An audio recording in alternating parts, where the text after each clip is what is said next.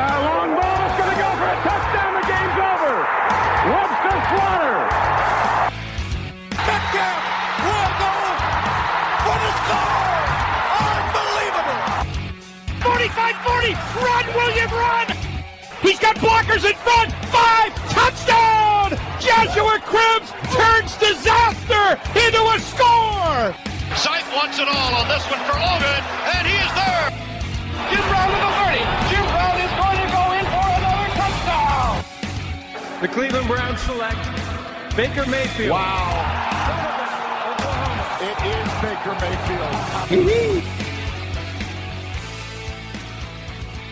Hello, Cleveland. Welcome to another episode of the 1085 Gridiron Podcast. I'm your host, Anthony Joki. It's been quite a while since we've done one of these.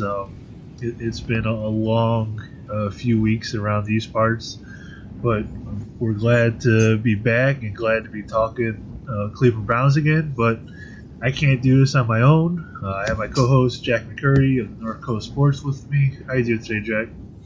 I'm doing well, man. It's finally nice to be able to sit down and talk Browns with you. I know you've had a rough couple of weeks, but it's time to get back on the grind. We got 4 weeks left in the season, so I'm ready to talk some Cleveland Browns with you.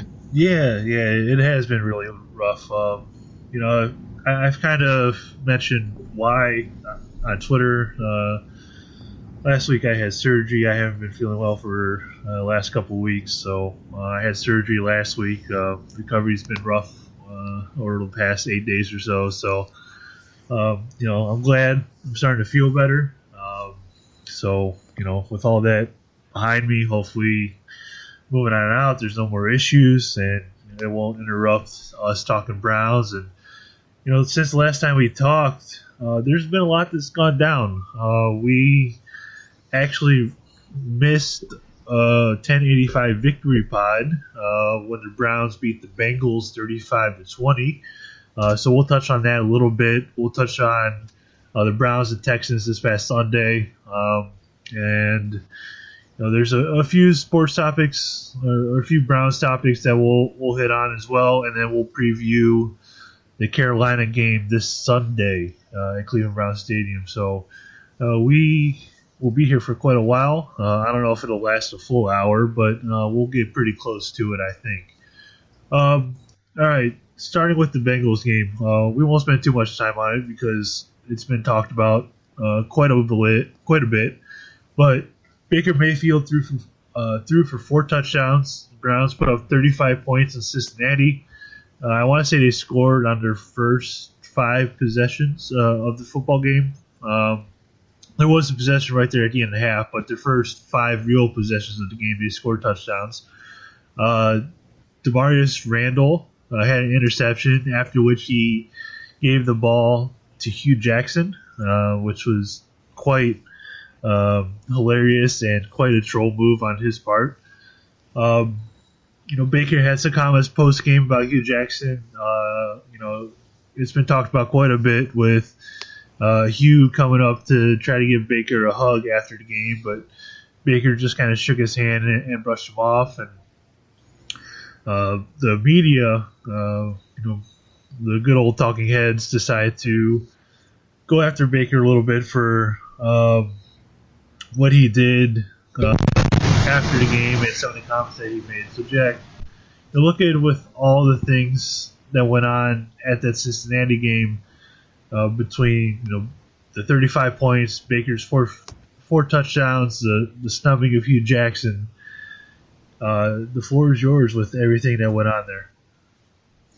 I mean, looking at the game, it was a complete domination by the Browns. I don't think we've seen that by the Browns in a long time. But, to see them go out there, Randall and Peppers before the game were talking about how they were going to kick Cincinnati's ass. And they were referring to, Hugh Jackson being down there. And, I was worried, when guys talk like that it's motivation for the other team. But they went ahead and they backed it up and put it out there on the field, not only offensively but defensively.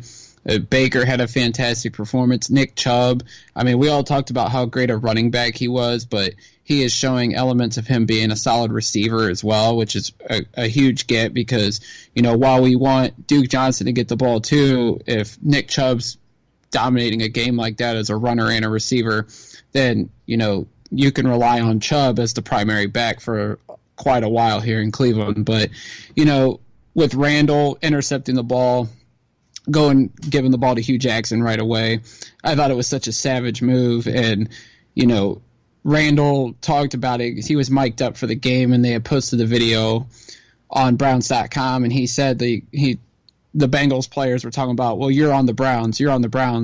It don't matter what you say. And Randall said, in the back of his mind, he goes, well, I'm going to show them that the Browns aren't the same old Browns and that we're a different team, and we're going to show it. And they did out on the field. And then, with Baker's comments saying that, it was disrespectful that Hugh, preached that he was for those guys, and then ultimately he got fired and decided to go right down the highway to Cincinnati. I don't blame Baker for speaking how he feels about how Hugh Jackson did that. Hugh Jackson could have went away quietly right after he got fired. He's getting paid millions still for this year and next year, but he chose to go to the Browns' rival, in-state rival, and decide to help them. I mean, I don't blame Baker or anybody else in that team being mad at Hugh. And, for the media to attack him, Damian Woody, Colin Cowherd, Stephen A. Smith, obviously the talking heads need something to talk about. But if they're going to try to compare it to when Baker Mayfield, who wasn't on scholarship at Texas Tech, even after a successful freshman year, decided to go to Oklahoma, where he was getting a scholarship offer, and then went ahead and did what he did at Oklahoma during his time, including winning the Heisman, it's not any fair comparison to what Hugh Jackson did. And Damian Woody tried to say that, well, Hugh still got to feed his family. Like I just said a few moments ago, Hugh Jackson's still making $4 or $5 million from the Browns this season and next season, and he's working for free essentially down in Cincinnati. So it's a terrible comparison, and the media just wants to nitpick at everything Baker Mayfield does negatively. Well, if they think it's negatively, and it's a shame because Baker has been phenomenal this rookie season. He's been far and away the best rookie quarterback out of the class, and they just want to nitpick at every little negative thing he does. Yeah, they do want to nitpick, and it's not like Baker was saying that Hugh wasn't allowed to go and work down there. It's just the fact that he went down there midseason right after he got fired. Obviously, the Browns are playing them twice between the point of when he got fired and the rest of the end of the regular season. So, I think that was the biggest thing is that you go to a division rival, the spot he knew where, he's familiar with it. Yeah, he's been there before. Marvin Lewis has done a lot for Hugh Jackson, and I think Marvin giving him a spot down there is going to help Hugh in the future. Stay in football and whatnot, but going down there in the middle of the season, I think is what really struck Baker and the rest of the Browns teams. It struck them pretty bad. Yeah, definitely. Like I said, if he would have went down there after the season was over, if hypothetically Marvin Lewis was going to stay on for 2019. Then I get it. Go take an assistant coaching role in 2019. Don't go down there after you went on a media tour and blamed everybody but yourself for the mistakes that went on in Cleveland, and then just to stick it to the Browns and go to Cincinnati, which I always think was in the works. Going back to last season, there was rumors about him going to Cincinnati had the Browns fired him after the 2017 season. So obviously, Hugh Jackson's still looking out for Hugh Jackson, and he doesn't really care what anybody else thinks because he's ultimately worried about what he wants to do at the end of the day. That's another thing about the Baker's comments that why I'm not upset at them. When Hugh Jackson went on that media tour, he was talking about how, we should have drafted Patrick Mahomes. Yeah, we should have drafted Carson Wentz. Yeah, we should have drafted Deshaun Watson. How the hell do you think that made Baker Mayfield feel? I'm sure that definitely pissed him off. And, when you go around on a media tour like that and make those kinds of comments, it's going to hurt the franchise quarterback a wrong way. Yeah, definitely. But then, in typical Hugh fashion, he backpedaled and it was like, well, I liked Baker Mayfield. He was my guy. That's why we took him. But, like I said, it's just Hugh being Hugh. And, I'm just glad we don't have to deal with that headache anymore. We still have one more game against them in a couple weeks. But it's nice that Hugh Jackson's not the main focus in Cleveland anymore. Absolutely. And I'm glad Hugh Jackson is not the focus of this podcast anymore as well. All right, let's move on to this past Sunday's game between the Cleveland Browns and Houston Texans. The Texans beat the Browns 29-13. Baker threw 3 interceptions in the first half, which pretty much sealed the game. The Texans had a huge lead at halftime. The Browns did come out in their first possession of the second half, scored a touchdown. Baker Mayfield ended up throwing for 351 yards in the second half. I believe he had 396 total. But because the Browns were not able to muster much offense or any offense in the first half, the Houston Texans pulled away, and the Browns were not able to come back. So, what were your main takeaways in this game on Sunday between Baker Mayfield versus that Houston Texans defense that by far is one of the better ones in the NFL?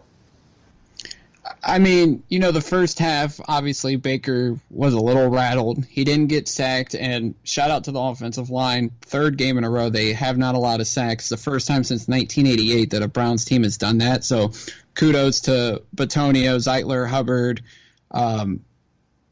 Greg Robinson, and Zeitler, and Treader, I mean. Those boys have been fantastic the last couple of weeks. Obviously, the switch from Harrison to Robinson has really paid off. And, people are talking about signing Robinson long-term. Not long-term, but at least give him an extension. And he's warranted that because he's played well and he's having a resurgence in his career. But, obviously Baker was aggressive. He made mistakes. Obviously, one interception went back for a touchdown. And I think Baker was just trying to force some throws and obviously trying to get the Browns back in a position to potentially win. But in the second half, he looked like the Baker Mayfield we've seen the last few weeks leading up to the Texans game. He was throwing it around. He was finding weapons all over the place. He hit 10 different receivers. And then, like you said, that second half, he threw for over 350 yards, was, I think, 20 yards off the NFL record for most passing yards in a half. So, obviously the first half, Baker Mayfield was really bad, but the second half, he looked like the Baker that we've all come accustomed to through his first 8 or 9 starts this year. So, and then the defense, I thought they played well. They're kind of that bend but don't break defense. They limited the Texans to 1 touchdown and 5 field goals. So, when you do that, I mean, you're putting yourself in a situation to win a game, but ultimately the offense didn't do anything in the first half, and they were trying to play catch-up in the second half, and it was just too little too late. So, but obviously the Texans are on a roll right now. They started 0-3, and they've won 8 or 9 straight now. So obviously they're setting themselves up to be in the postseason and maybe be a AFC title contender. So, the Browns played a good second half, obviously, but it was just not enough because they dug themselves in the first half. To you, offensively, what was the biggest difference between the second half and the first half? What did they do different that allowed Baker to throw for that 351 in the second half? I think it was just, he's trying to find guys. He found guys all over the field. Obviously the run game wasn't there in the first half, so they ended up having to throw it. So you got Chubb incorporated in the passing game. You got Landry, who had a nice bounce-back game. Antonio Callaway, obviously we're going to have to talk about that. He had the big 77-yard touchdown, got called back because of a holding penalty on Robinson. And then 2 plays later, Mayfield finds him again, and it's going to be a 76-yard touchdown, but then Callaway, instead of staying to the left, tried to cut in right and got into a situation where Justin Reed was able to punch the ball out inside the 5-yard line and blew a touchdown. But the one big thing about Baker was when that happened, Callaway's on the ground. He's probably pissed off at himself because he just let a touchdown slip away.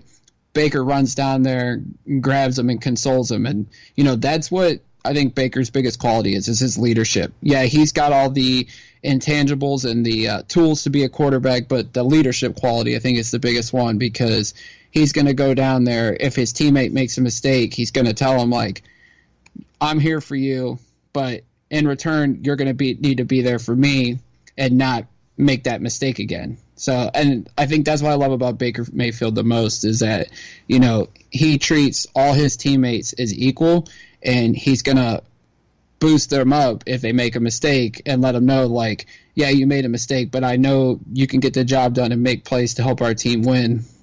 Just shake this off and let's go out there and try to put some points on the board. So that's what I love about Baker. But, you know, just his ability to spread it around on the offense. Like I said, 10 different targets. He's able to find anybody, whether it's Landry, Callaway, Higgins, Dontrell Hilliard, Brashard Perriman, who's making plays when everybody thought he was just going to be just another body for the wide receiver room that wasn't going to produce. But he's finding everybody. And if he's going to throw it to you, you have to live up to your end of the bargain and make a play to try to help the Browns put points on the board. You know, over the last 3 or 4 games, I think one of the bigger things with the wide receivers is we really haven't seen many drops. It somewhat appears that they corrected that issue. And, you know, when you eliminate the drops or have only 2 or 3 a game total versus what they were doing, it's been a significant change for this Browns offense, and you know, it's definitely helped them to continue to move the football offensively. You know, touching on Callaway a little bit, I think that the biggest mistake on that long play that should have been a touchdown is he probably should have had that ball in his left hand as he was headed towards the goal line. So, but you know, that's something he'll learn. He'll bounce back from it. You know, it's a shame that the one play was called back due to the penalty, and he fumbled that one. It should have been touchdowns. That hurt my fantasy team a little bit, but for Antonio, that's something he'll learn, and you know, he'll definitely bounce back from that. You know, pre-game, they were discussing the Browns' game plan a little bit, and Greg Williams said he wanted to force the Texans to kick, whether that be, you know, punting the football or kicking field goals. I would say for the most part they accomplished that quite a bit.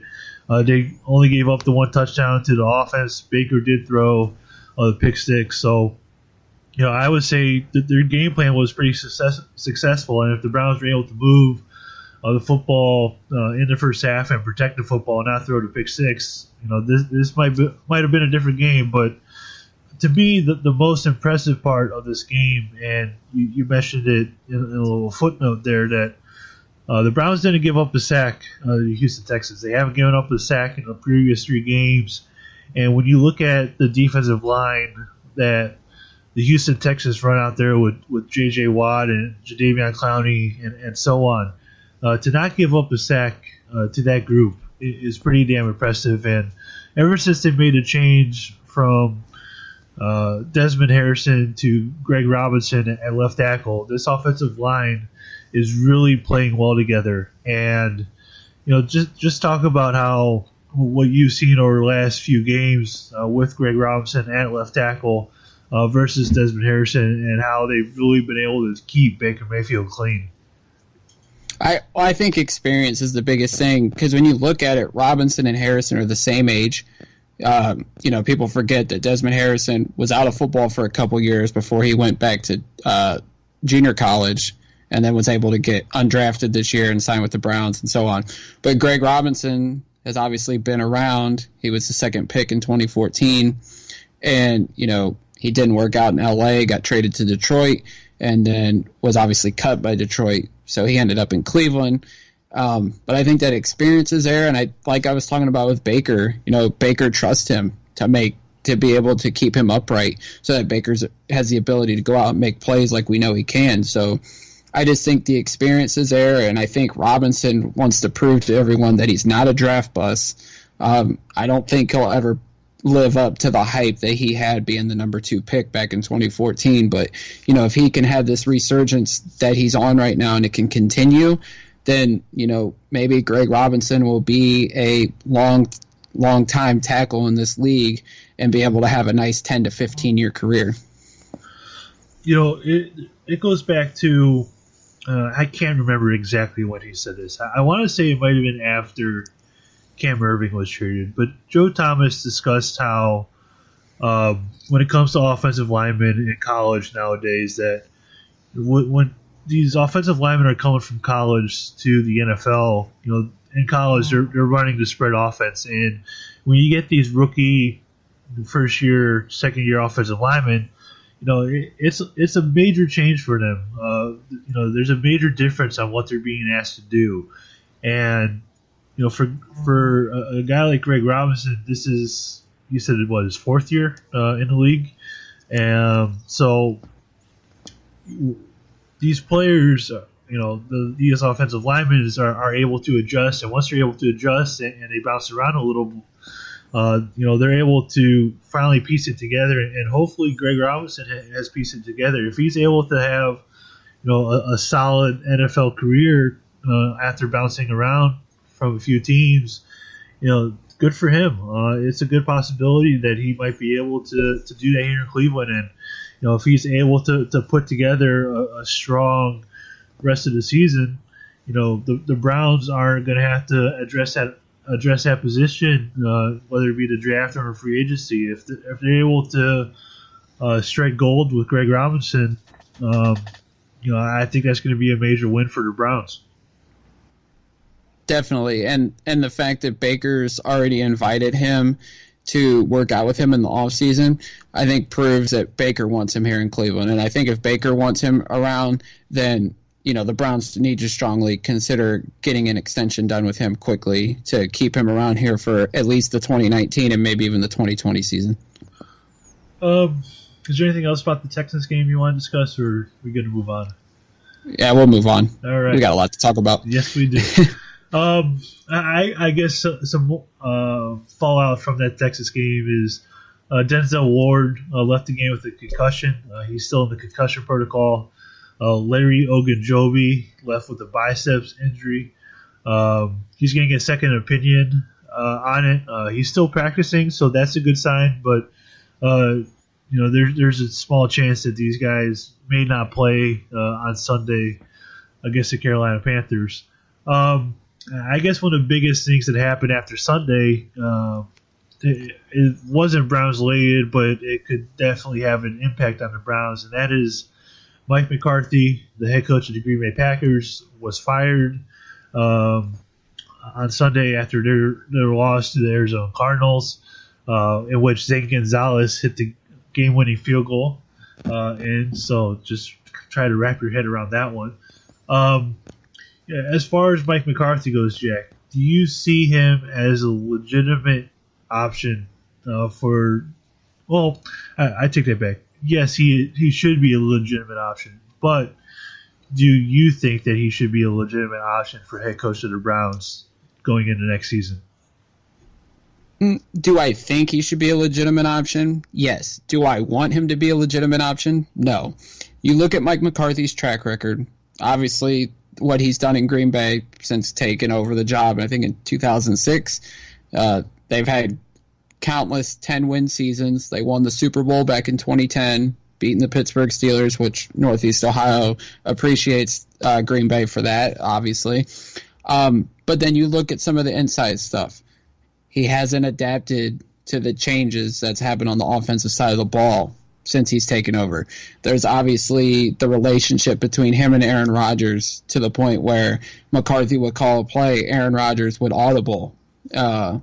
So, that relationship's there. Obviously, the relationship that McCarthy has with Dorsey, Wolf, and Highsmith is there, and that's, I think, why people are connecting dots with McCarthy to the Browns. I think he'll get interviewed. I think there's a strong case that he could be the next head coach of the Cleveland Browns. I do not like it personally, just because of what I just stated there. If he's not willing to adapt to his offense and make changes to it, and you got to wonder, in today's NFL, you have to build the offense around the quarterback. And if he's not willing to build around Baker Mayfield's strengths and his weaknesses, then why are you bringing him in? The point now is we have the quarterback. It's time to build everything around him the right way. If McCarthy's not willing to do that, then I don't see why he's a legit option here. And I get the friendship that he has with Dorsey and all them and all that, but I just don't see how McCarthy is good for Baker and what's good for the Browns if he essentially wasted the prime years of Aaron Rodgers. Now, I know Rodgers had his health issues and, the defense struggled at times, but, I compare Aaron Rodgers to LeBron. He's the LeBron of the NFL, and McCarthy wasted the prime years of Rodgers, just like some of the Cavs coaches, like, David Blatt, Tyronn Lue, Mike Brown wasted the prime years of LeBron, and where Cleveland could have had more championships. I wouldn't like it, but it would not shock me if a month from now Mike McCarthy was the next coach of the Cleveland Browns. There is something to the consistency that Mike McCarthy, brought to the Green Bay Packers. I want to say it was over the last 10 seasons, or since he was hired in 2006. There was only 2 years where they had under 10 wins or something to that effect. Only the Patriots had more seasons like that. He is a Super Bowl winning coach. There's always that. There's not that many. There probably won't be another guy out there this season that will have a Super Bowl ring to his name in terms of head coaching candidates. So, that always weighs in the minds of people hiring. It'll be interesting. I don't know. I'm kind of with you. I don't want McCarthy per se. I think there's going to be better candidates out there. But if John Dorsey and everyone else, Jimmy Haslam and whatnot, decide to trust McCarthy to be the head coach of the Browns, I'm not going to be upset about it because, when you look at some of the decisions Dorsey has made, drafting Baker Mayfield, number one, there were a lot of people that weren't for that.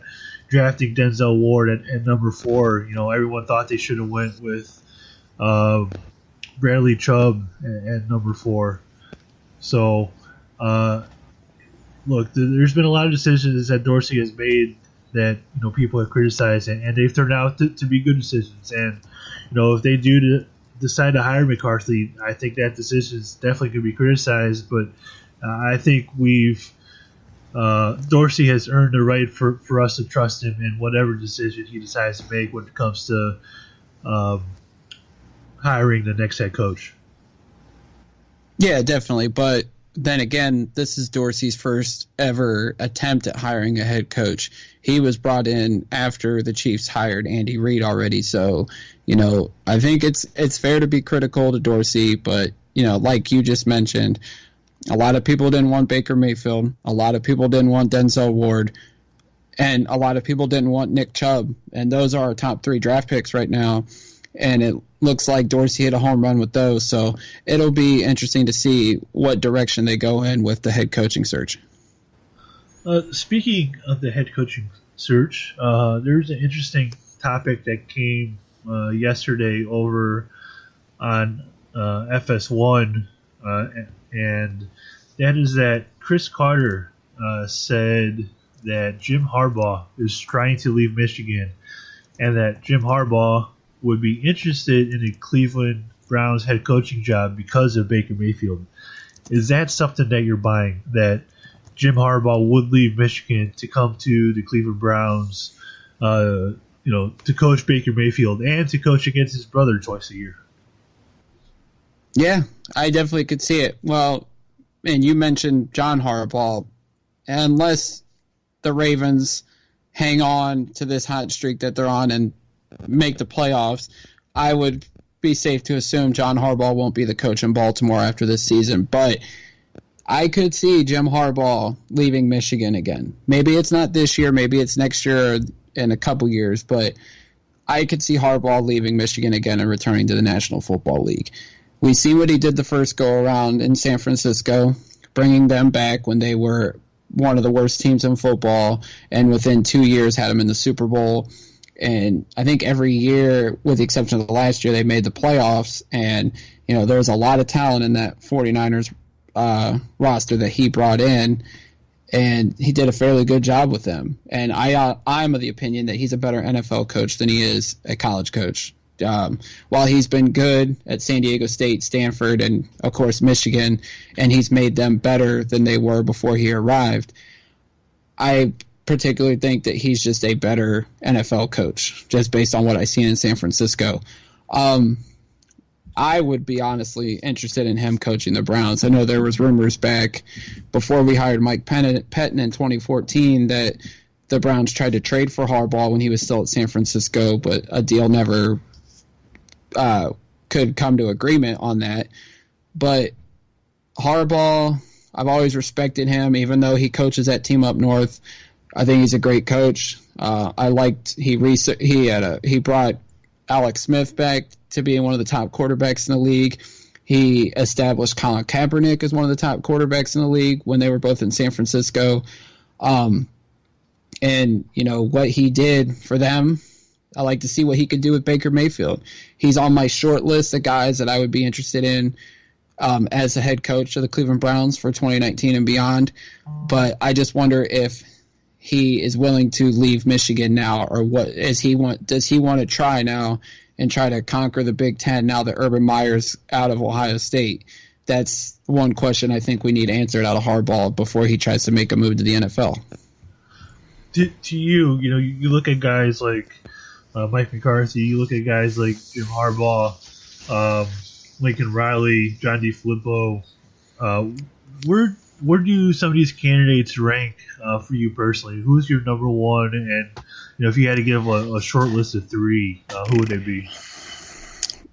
My short list right now would probably be Lincoln Riley number one, Jim Harbaugh number two, and probably Matt Campbell number three. But there's big question marks. Are any one of those guys willing to leave college right now? Lincoln Riley just got started at Oklahoma. This is only his second season. Does he want to stay and continue to build that up and maybe wait for another high-profile job, or does he want to come now and reunite with Baker and try to take the NFL world by storm? Campbell, he's only been his highest coaching job is at Iowa State. Does he want to try and get a big-time college job to improve his resume? And then with Harbaugh, does he want to leave Michigan yet? But those are my top three guys. Number four for me would be Josh McDaniels. I know a lot of people are sour on him just because of the situation with the Colts last year. But if you ask me, those are my top four candidates right now for the Browns coaching job. What's yours? That is a good question. I should have thought of that after I asked you that question. But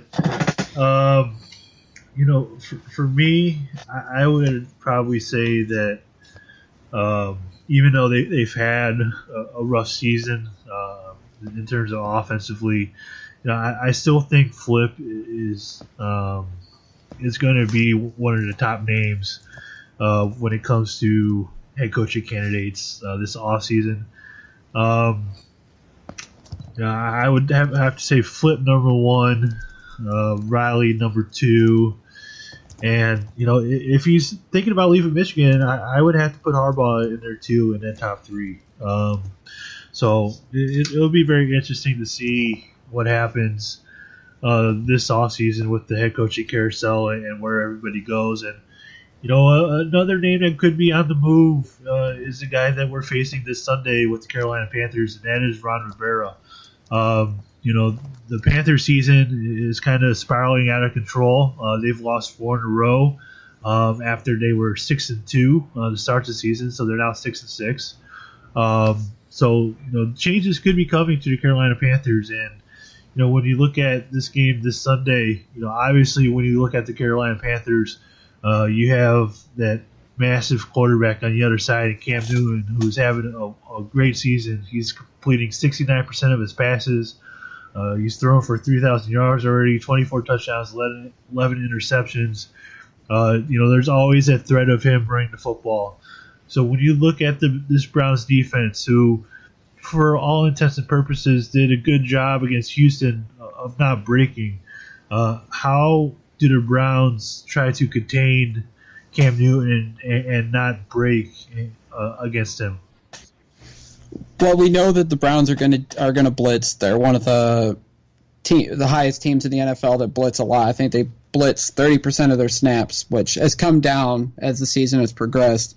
I would try to limit the blitzing just because Carolina's got so many weapons on that offensive side. And obviously Cam's got that dual threat ability to take off and run. But if they are going to blitz, try to keep one linebacker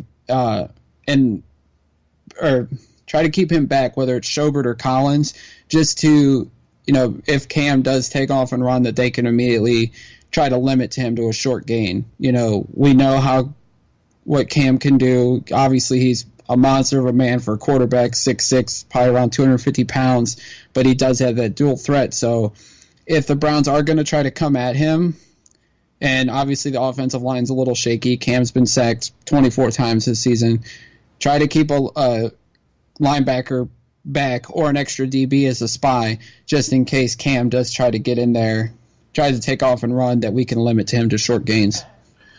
Obviously, they have a huge weapon with Cam Newton being able to throw the football and run. Their running back, Christian McCaffrey, is having an absolute wonderful season. He has over 1,500 all-purpose yards, 11 total touchdowns. Obviously you have Cam that can run around and do a lot, but you also have a guy like Christian McCaffrey who can pretty much line up anywhere and hurt you. He's Duke Johnson to the 10th level. He's having an absolute wonderful season. Talk about Christian McCaffrey and what he's able to do for that Carolina offense. Yeah, just like you said, over 1,500 all-purpose yards. I remember a lot of people were skeptical of Carolina taking him in the top 10 last year. But, he has come out this year in his second season. He's broken out, and he's shown that he can be dominant as a running back. And like you said, he's what we hope Duke Johnson could be someday, but up times 10. I mean, he has a good shot with 4 games left where he could have 1,000 rushing yards, and then he could have, theoretically, have a shot at 100 catches as a running back, which is insane. I think the last running back to do that was LaDainian Tomlinson about 15 years ago. But McCaffrey is that type of threat.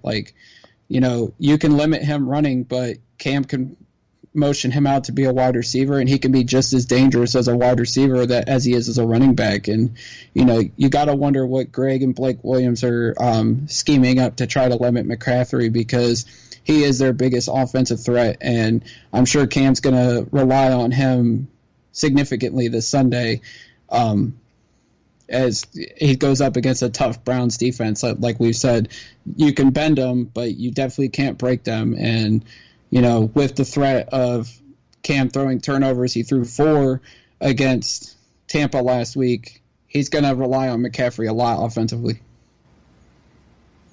Yeah, I think one of the bigger things for Carolina this season and why things went so well early on is, Norv Turner is there, and Norv has done a tremendous job in integrating all these pieces that they have drafted over the last few seasons. They drafted Christian McCaffrey, they drafted DJ Moore this season, who has over 600 yards receiving in his rookie season. They were able to find targets for Devin Funchess, who has over 500 yards and 4 touchdowns. So when you look at this Carolina offense, they're a very balanced offense in terms of throwing and running the football. And when you have a Norv Turner coach offense, that's something that you're always going to have to prepare for, and that they're going to be ready to go on Sunday. Yeah, definitely. I mean, we're familiar with Norv. He was only here for 1 season, but, Norv Turner had a pretty decent offense here in Cleveland, despite having to shuffle the deck with quarterbacks, Weed and Hoyer and Campbell. But like you said, down in Carolina, he's got all these weapons at his disposal, and he's maximizing it. And Carolina's been able to be pretty damn good on offense for the most part, with the exception of the last couple games. But, we talked about McCaffrey already. DJ Moore's having a solid rookie campaign for being a late first-round pick. I think he was the number 1 wide receiver taken. you mentioned Devin Funchess. I forgot about Curtis Samuel. He was their second-round pick a year ago, dealt with injuries last year, and he's been a decent weapon for them offensively. He's not a go-to target, but when he touches the ball, he's averaging over 11, almost 12 yards a touch offensively, and he has 6 touchdowns. So there is a lot of weapons on that Panthers offense. They just lost Greg Olsen for the rest of the season, perhaps for the end of his career, which is unfortunate that he has to go out due to injury. But there is a lot of weapons on the Panthers offense, and the Browns defense is going to have a tough time this Sunday. Hopefully, as the weather is showing right now, as we're recording, hopefully the weather does play an element and a factor into this game and will slow down the Panthers offense so the Browns defense can attack it. The Panthers defense does have some pretty good players on that front seven. You know, they have Mario Addison, Kalon Shore, Luke Kuechly, Shaq Thompson, and at 38 years old, Julius Peppers is still wreaking havoc on quarterbacks. So he has 4 sacks this season, 9 quarterback hits, and 2 forced fumbles. So, you know, this front seven of the Carolina Panthers, you know, the Browns haven't given up a sack in the last 3 weeks. This Carolina Panthers is going to be another team that absolutely challenges them in that category this Sunday. Definitely. I mean, Father Time is not showing on that Carolina defense at all. I even forgot about Thomas Davis, who at 35 is still producing at a high level on that defensive front. But 38-year-old Peppers, 31-year-old Addison, Kawan Short's 29. I mean, these guys are all aging, but they're still producing. Obviously, Kuechly and Thompson provide some youth in that front seven, but, you know, that Carolina defense, while they've struggled the last few weeks, is still tough. Their pass rush is going to come after you. The offensive line has produced well these last couple of weeks, but you got to know that at some point they're going to give up a sack. They're going to, you know, make things uncomfortable for Baker Mayfield. You know, hopefully it's not this week because the Panthers' defensive front is tough and they're going to come after you. You just got to hope that, you know, especially the tackles, Robinson and Hubbard, are ready for the challenge because, like we said, Julius Peppers is still playing at a high level, and I think this is his 16th or 17th NFL season. The future Hall of Famer doesn't look to be slowing down anytime soon. When you do look at the Panthers' defense, though, one area that the Browns could take advantage is that secondary. And, you know, you mentioned the weather. Hopefully it doesn't play a factor into the Browns' offense, but you know, in terms of throwing football, and you know, hopefully that secondary is something that they can definitely attack and take advantage of that has struggled quite a bit over the recent weeks. Yeah, definitely. You know, you have to watch out for Dante Jackson, the Panthers' second-round pick out of LSU. But, you know, when you look at that secondary, they're 22nd in passing yards allowed, they're 29th in passing touchdowns allowed, and they've only forced – the Panthers defense as a whole has only forced 16 turnovers this season, you know, in comparison to the Browns that I think have around 26 or 27. So they had the ability to create turnovers, but the secondary has struggled at times, especially the last few weeks during this losing streak. So, and the Browns are out practicing in the cold and the snow today. So obviously the offense is gearing up for this matchup on Sunday. I don't think it's supposed to snow in Cleveland, but you never know in Northeast Ohio in December. So, hopefully, you know, the secondary continues to struggle for Carolina and the Browns offense attacks it, and we can have another fun day on Sunday with some high-scoring offense out of the Browns. Yeah, hopefully we can have another 1085 victory pod early next week and, you know, have another win. It would be the Browns' 5th win on the season, and, you know, that would be absolutely wonderful. All right, Jack, in terms of predicting this game, what's your prediction on the final score for this one? Well, the Panthers are going through a similar situation in 2012 to the Browns where a new ownership group is in and changes are obviously coming, and obviously it's affecting the team, and they're struggling. They've lost 4 in a row. I think the Browns are going to continue to attack their struggles, and I think the Browns are going to win. I look at this as one of the games down the stretch that They have a really good shot at winning, and I think they're going to come out on top. I expect a solid running performance out of Nick Chubb, and we might even see Baker scramble around a little bit. Hopefully not too much because we do not want him to get injured. But I expect the Browns to win, and I'm going to go the final Browns 30, Carolina 21. All right. With a win this Sunday, the Browns would be able to have a winning record at home for the first time in quite a while this season. So, I think they've done a very good job at playing well at home this season. Obviously they tied against the Steelers, but they won at home against the Jets, the Falcons, and the Ravens. So, they've done a good job playing at home, and I think the Browns fans this Sunday are going to be fired up and ready to go. And I think the Browns are going to win this one too. I think Carolina's struggles are going to continue. And in terms of a score, I'll say the Browns win 30 to 20. I think that they're going to win this game by 10 or by at least 10, and they'll be able to clinch that winning record at home this season. All right, before we get out of here, is there anything? Did I forget anything? It's been a while since we've done this, so I'm bound to have forgotten something. No, you covered everything for this episode. All right. Well, in that case, go ahead and plug what you need to plug, and we'll get on out of here. All right. As always, follow me on Twitter at jmccurrycle. Check out my website, thenorthcoastsports.com. We are really busy over there right now with Ohio State, Akron. They're on a coaching search. We got the Browns. We got the Indians. The winter meetings are next week. So check out the site for everything going on in Northeast Ohio and our beloved sports teams. And check out the North Coast Sportscast. It's available on all podcast platforms. We're going to have some stuff coming your way next week that I think you all enjoy. I did forget something. I did forget one thing. What did you forget? Before anyone brings it up, no, Urban Meyer is not coaching the Browns next season. It is not happening. So I just figured I'll get that out there right now. All right. You can follow the podcast on Twitter and on Facebook at 1085 Gridiron. You can follow me personally on Twitter at Anthony Joki. You can find the podcast on pretty much any platform that you listen to podcasts on, including iTunes, Google Play, Spotify, and iHeartRadio.